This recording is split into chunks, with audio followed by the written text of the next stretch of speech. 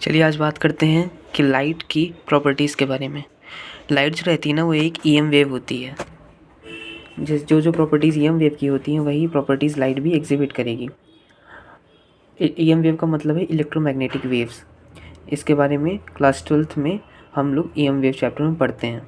जो लाइट की स्पीड होती है वैक्यूम में, वो होती है 3 × 10⁸ मीटर पर सेकेंड। मीडियम के चेंज होने पर जो लाइट की स्पीड है वो चेंज हो जाया करती है।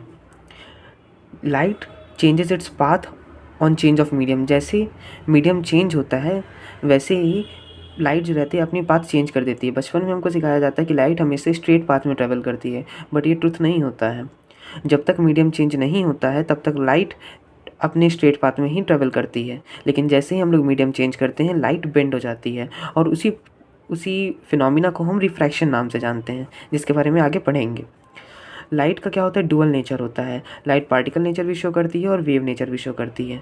जो स्पीड ऑफ लाइट होती है उसका जो एक्सप्रेशन आता है परमिएबिलिटी और परमिटिविटी के टर्म्स में, वो आता है 1/√μ0 जो कि निकल करके आता है 3 × 10⁸ मीटर पर सेकेंड।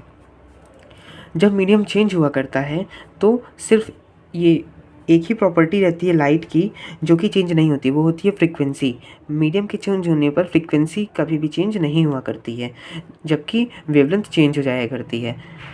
जो पार्टिकल नेचर ऑफ लाइट के, क्योंकि लाइट का दो नेचर होता है, एक पार्टिकल नेचर एक वेव नेचर, तो पार्टिकल नेचर ऑफ लाइट के दो एग्जांपल्स देख लेते हैं। एक है रिफ्लेक्शन, दूसरा है रिफ्रैक्शन।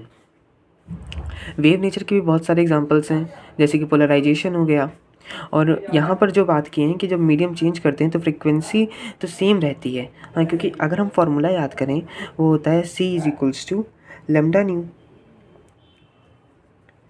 क्योंकि न्यू तो चेंज होता नहीं है तो लेमडा जो है वो चेंज होती है, तो लेमडा के चेंज होने के कारण जो स्पीड रहती है वो मीडियम में अलग अलग हो जाती है। मतलब कि wavelength of light changes on change of medium. Thank you.